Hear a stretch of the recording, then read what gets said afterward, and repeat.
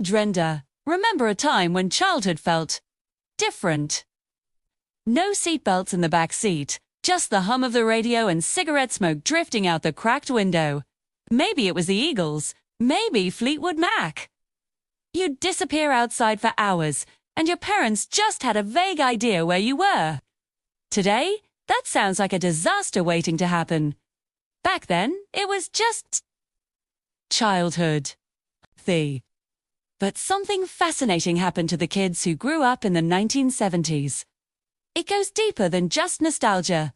Psychologists are only now starting to grasp how that decade quietly shaped a generation in ways that are still showing up decades later. And to understand it, we have to start with a change that rocked millions of families almost overnight, forcing kids to grow up faster than anyone expected. During the 1970s, divorce rates in America exploded. Between the late 60s and early 80s, they nearly doubled. For millions of kids, the family they thought was permanent suddenly wasn't. When you're a child, that doesn't feel like a statistic. It feels like your dad moving out on a Thursday afternoon, or your mum working longer hours, or dinner tables getting quieter. Psychologists studying what became known as the divorce generation noticed a pattern.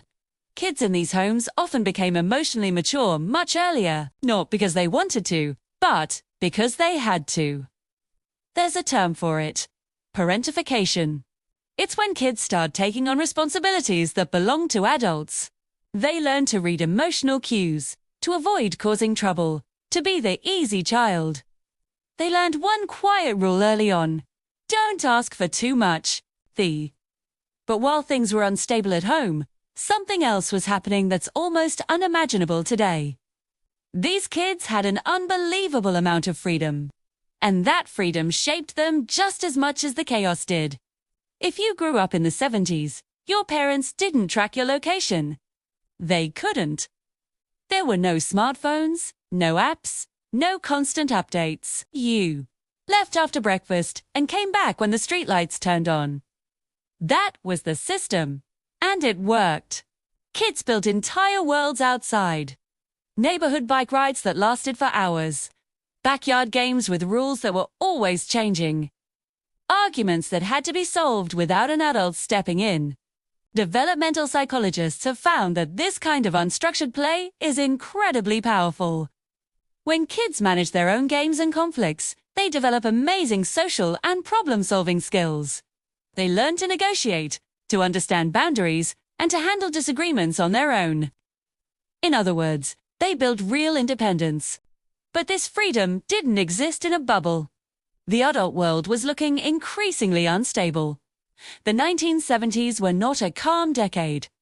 The Vietnam War ended badly. Watergate exposed corruption at the highest levels. A president resigned in disgrace. Inflation was soaring. Gas shortages made headlines. The optimism of the 60s had faded into something far more cautious. Even if kids didn't understand the details, they absorbed the mood. They felt the worry in their parents' voices, heard it in news reports playing in the background. Trust in institutions collapsed, and the kids growing up in that atmosphere internalized a subtle message: authority isn't always reliable. Instead of becoming cynical, they developed a healthy skepticism. Uncertainty had always been part of their environment. And that brings us to something people rarely talk about. Despite all the instability, many people from the 70s built incredibly strong, long-term relationships, friendships that lasted decades, partnerships that endured huge life changes. And a big reason for this might be surprisingly simple. Connection wasn't constant back then. There were no notifications, no social media feeds. If someone wanted to spend time with you, they had to show up. Physically, they knocked on your door. They made a real effort. When connection took that much effort, you didn't take it for granted. You remembered who showed up for you. So think about this combination: homes that weren't always stable, neighborhoods where kids managed themselves, and a culture filled with uncertainty. This environment created adults who are often extremely resilient. Not in a loud, dramatic way, but in a quiet, practical way. They know plans change. They know people are imperfect. They know life rarely goes how you expect. But they also know that you can handle it. That's a lesson you can't get from a textbook. Looking back, the childhood of the 1970s was a strange mix of chaos and freedom. And those experiences left a mark. People from that decade often carry a quiet resilience, a tolerance for uncertainty, and a deep appreciation for the relationships that truly last.